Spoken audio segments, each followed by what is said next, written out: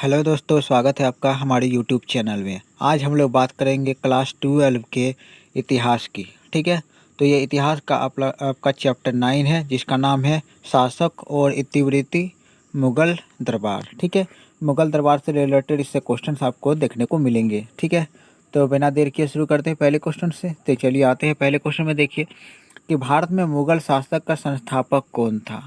देखिए मुगल बहुत सारे रहे थे। ठीक है, सबसे पहले आए बाबर, है ना, बाबर आए हूँ, बाबर, हुमायूं आए, अकबर आए, जहांगीर आए, शाहजहां, औरंगजेब, बहुत सारे मुगल शासक थे। तो यानी कि सबसे संस्थापक का बात किया तो सबसे पहले जो आया था उसे संस्थापक कहते हैं।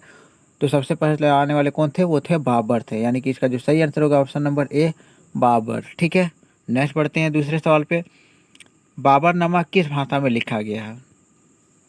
बाबर ने अपने आत्मकथा बाबरनामा की रचना किया और वो किस भाषा में लिखा गया है, तो उसे तुर्की भाषा में लिखा गया है। ठीक है, नेक्स्ट बढ़ते हैं तीसरे नंबर में। हुमायूंनामा की रचना किसने की। हुमायूंनामा की रचना जो है हुमायूं की एक बहन थी, उसका नाम था गुलबदन बेगम। उसने हुमायूंनामा की रचना की। तो इसका आंसर क्या, ऑप्शन नंबर सी, गुलबदन बेगम। ये हुमायूं के बहन थी। ठीक है, नेक्स्ट आते हैं चौथा क्वेश्चन। देखिए कि अकबरनामा की रचना किसने की। ये अब क्वेश्चन आ गया अकबरनामा। अकबरनामा के रचनाकार कौन रहे, तो वो थे अबुल फजल। फजल हो गया आपका सही आंसर। फिर बढ़ते हैं नेक्स्ट सवाल की पांचवा नंबर। देखिए मुगल चित्रकला किस शासक के समय चरम उत्कर्ष पर थी।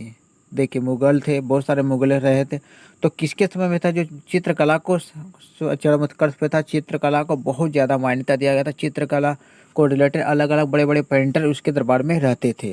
तो सही आंसर क्या था, वो था जहांगीर। ठीक है, नेक्स्ट देखिए छठा नंबर। देखिए बादशाहनामा के रचयिता कौन थे। बादशाहनामा के रचयिता वो ये रहे option number B, Abdul Hamid Lahori. Abdul Hamid Lahori ने बादशाहनामा की रचना किए थे। ठीक है, चलिए बढ़ते हैं सातवें नंबर में। अकबर का जन्म 1542 में किस स्थान पर हुआ था। ये क्वेश्चन आप लोग का परीक्षा में बहुत ज़्यादा पूछा जाता है। ठीक है, तो पहली बात तो एक क्वेश्चन तो यही भी बन जाता है कि अकबर का जन्म कब हुआ था, तो 1542 में। और दूसरा क्वेश्चन ये हुआ कि उसका जन्म कहाँ हुआ था, तो उसका जन्म स्थान था अमरकोट। ठीक है, उसका जन्म कहाँ हुआ था, अमरकोट में। नेक्स्ट देखिए आठवां नंबर, दीन इलाही से रिलेटेड क्वेश्चन है कि दीन इलाही किसने शुरू किया। दीन इलाही, देखिए जो अकबर थे, मुगल शासक अकबर थे, उसने क्या किया, एक नया धर्म चलाया था। वो जो नया धर्म था उसी का नाम था दीन इलाही। ठीक है, उसी का नाम था दीन इलाही। और इसमें क्या हुआ था, अलग अलग धर्म के सभी अच्छे अच्छे बातों को शामिल किया गया था। ठीक है, हर धर्म के अच्छे अच्छे बातों को शामिल करके एक नया धर्म बनाया था, उसी का नाम रखा था दीन इलाही। तो यानी कि सही आंसर क्या हो गया इसका, ऑप्शन नंबर बी हो गया, अकबर। इसी ने दीन इलाही चलाया था। नवा नंबर देखते हैं कि भारत का अंतिम मुगल सम्राट कौन था। तो पहले क्वेश्चन में हम पढ़ चुके हैं कि सबसे पहला कौन थे, तो वो थे बाबर। फिर आ गया सबसे अंतिम की बात करते हैं, तो सबसे अंतिम कौन थे, तो बहादुर शाह जफर थे। सबसे अंतिम मुगल सम्राट बहादुर शाह जफर रहे। चलिए देखते हैं नेक्स्ट क्वेश्चन के 10वां नंबर। किस मुगल शासक के काल को स्वर्ण युग कहा गया। स्वर्ण युग कहा गया किसके काल को, तो वो अकबर के काल को कहा गया। क्योंकि अकबर जो है अकबर को महान भी कहा जाता है, क्योंकि वह सभी धर्मों के प्रति सहिष्णु थे। हिंदू मुस्लिम को बड़ा कभी भी भेदभाव नहीं करते थे, मिलजुल कर चलते थे। ठीक है, 11 नंबर देखिए, किस मुगल शासक का 2 बार राज्याभिषेक हुआ था। देखो जितने भी मुगल शासक रहे उसमें सबसे कौन सा शासक था जिसका 2 बार राज्याभिषेक हुआ है, तो वो उसका नाम है औरंगजेब। ठीक है, औरंगजेब सैयद थे। औरंगजेब को जिंदा पीर भी कहा जाता है। ठीक है, जिंदा पीर। ठीक है, ये अंतिम नहीं थे, ये 2 बार इसका राज्याभिषेक हुआ था और इसे जिंदा पीर कहा गया। नेक्स्ट देखिए 12वां नंबर, ताजमहल किस नदी के किनारे स्थित है। सबसे पहले तो ये बात तो पता ही होगा कि ताजमहल को बनाने वाले कौन थे, तो शाहजहां ने अपनी बेगम मुमताज महल के याद में बनाया था। यानी कि इसको बनाने वाले कौन थे, शाहजहां थे, और अपनी बेगम मुमताज महल के याद में बनाए थे। और ये अभी कहाँ है, तो वह है आगरा में। और आगरा में किस नदी के किनारे, तो वो है यमुना नदी के किनारे। यमुना नदी के किनारे ताजमहल स्थित है। चलिए नेक्स्ट बढ़ते हैं। पानीपत का प्रथम युद्ध कब लड़ा गया था। काफ़ी इंपॉर्टेंट क्वेश्चन है। पानीपत का प्रथम युद्ध 1526 ईस्वी में लड़ा गया था। तो किसके बीच लड़ा गया था, तो वो था बाबर और इब्राहिम लोदी के बीच। ठीक है, बाबर और इब्राहिम लोदी के बीच ये लड़ा गया था 1526 में। तो रहे आपका सही आंसर हो गया। नेक्स्ट पढ़ते हैं 14वां नंबर। देखिए पानीपत का दूसरा युद्ध कब लड़ा गया? तो ये दूसरा युद्ध भी कब बात याद रखना है कि 1556 में दूसरा युद्ध लड़ा गया था। पानीपत का दूसरा युद्ध 1556 में। तो किसके किसके बीच लड़ाया गया था? तो ये था अकबर और हेमू के बीच। अकबर और हेमू, ये बात भी याद रखिएगा कि अकबर और हेमू के बीच दूसरा पानीपत का युद्ध लड़ा गया था। नेक्स्ट आ जाते हैं तीसरा क्वेश्चन। नेक्स्ट क्वेश्चन है तो पानीपत का तीसरा युद्ध कब लड़ा गया था? तीसरा वाला भी इंपॉर्टेंट है, वो 1761 में लड़ा गया था। ये डेट याद रखिएगा 1761 में। और किसके बीच? तो मराठों के बीच और अहमद शाह अब्दाली के बीच। मराठों और अहमद शाह अब्दाली, ये बात याद रखेंगे। अब मराठों अहमद शाह अब्दाली के बीच पानीपत का तीसरा युद्ध लड़ा गया था। 16 नंबर देखिए किस मुगल शासक के दरबार में 9 रत्न रहते थे? 9 रत्न मतलब 9 खास खास रत्न। जो 9 रत्न थे वो अपने अपने फील्ड में काफ़ी महारत थे। ठीक है, तो 9 रत्न जो किसके रहते थे वो रहते थे अकबर के दरबार में। ठीक है, नेक्स्ट क्वेश्चन आ जाते हैं 17 नंबर। देखिए फतेहपुर सिकरी को राजधानी किसने बनाया? फतेहपुर सिकरी जो है ये है कहाँ पर है? तो ये आगरा में आपको मिलेगा। ठीक है, आगरा में फतेहपुर सिकरी है और इसे राजधानी किसने बनाया? तो वो बनाया अकबर ने। ठीक है, नेक्स्ट आ जाते हैं 18वें नंबर। देखिए कि बुलंद दरवाज़ा का निर्माण अकबर ने किसकी स्मृति में किया था? बुलंद दरवाज़ा काफ़ी इंपॉर्टेंट क्वेश्चन है।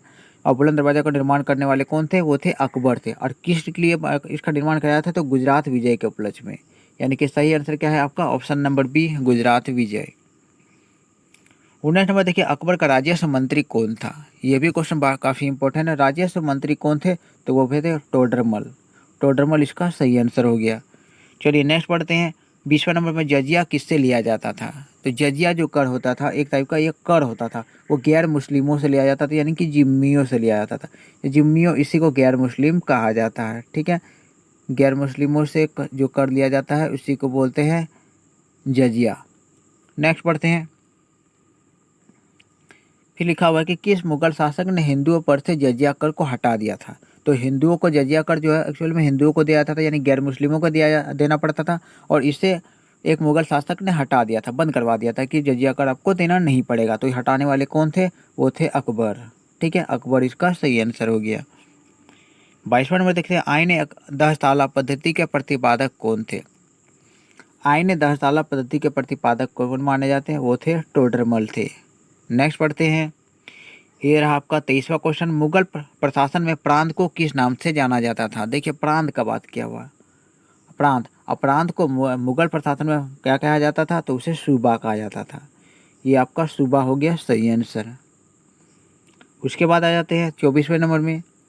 24वां नंबर कह रहा है कि मुगल प्रशासन में जिला को क्या कहा जाता है? ये जिला का बात कर रहा है, तो इसमें जिला को कहा जाता है सरकार। जिला को कहा जाता है सरकार। ये आपका सही आंसर हो गया। बढ़ते हैं 25वें नंबर क्वेश्चन पे कि किस मुगल शासक ने तंबाकू के उपयोग में प्रतिबंध लगा दिया था? तंबाकू के उपयोग में रोक लगाने वाले कौन रहे? तो वो थे जहांगीर में। अगर आपसे पूछा जाता तंबाकू का प्रयोग शुरुआत किसने करवाया था? तो शुरुआत किया था अकबर ने। अकबर काल ने तंबाकू का प्रयोग को शुरुआत कराया था और जहांगीर ने इसको खत्म करवा दिया, प्रतिबंध लगा दिया था। यानी कि इस क्वेश्चन का सही आंसर आपका ऑप्शन नंबर डी हो गया। देखिए 26वां नंबर देखिए अकबर ने जजिया कर को समाप्त कर दिया। ये जजिया कर बात कर रहा जो कि गैर मुस्लिमों से लिया जाता था और इसे समाप्त करने वाले कौन थे? तो वो अकबर थे। और कब समाप्त किया था? तो वो किया था 1564 में। ठीक है, 1564 हो गया इसका सही आंसर। ये आ जाता है आपका 27वां नंबर क्वेश्चन में। देखिए सैनिकों के द्वारा लूटी गई युद्ध की संपत्ति का 1/5 भाग जो राज्य को प्राप्त होता था उसे किस शासक ने किस नाम से जाना जाता था? उसे किस नाम से जाना जाता था? तो उसे खम्स कहा जाता था। ठीक है, युद्ध समय लूटे गए संपत्ति जो प्राप्त होता था और जो राजा अपने दरबार में रखते थे उसे खम्स कहा जाता है। 28वें नंबर आए थे अकबरनामा मूलतः किस भाषा में लिखा गया? जो अकबरनामा है उसे किस भाषा में लिखा गया मूल रूप से? तो वो मूल रूप से तो फारसी भाषा में लिखा गया था। नेक्स्ट आ जाते हैं। ये रहा आपका 29वां क्वेश्चन। इस क्वेश्चन में क्या रहा है 1526 में हुए पानीपत के प्रथम युद्ध में बाबर ने किससे हराया था? तो मैंने पहले ही इस बारे में बता दिया कि पहले क्वेश्चन में कि 1526 में पानीपत के पहले युद्ध में बाबर ने किसे हराया था? तो बाबर ने हराया था option number A, Ibrahim Lodi को। ठीक है, नेक्स्ट आ जाते हैं, ये रहा आपका 30वां क्वेश्चन और ये आपका आखिरी भी क्वेश्चन है। देखिए 1527 के खानवा के युद्ध में बाबर ने किसे हराया था। ये खानवा का युद्ध का बात कर रहा है, तो खानवा के युद्ध में बाबर ने किसे हराया था, तो उसे राणा सांगा को हराया था। राणा सांगा का आपका हो गया इस क्वेश्चन का सही आंसर। तो ये रहे, आपको मैंने सारे क्वेश्चन इस चैप्टर से इंपॉर्टेंट क्वेश्चन वो सब मैंने करवा दिया है। अब मिलते हैं नेक्स्ट वीडियो में।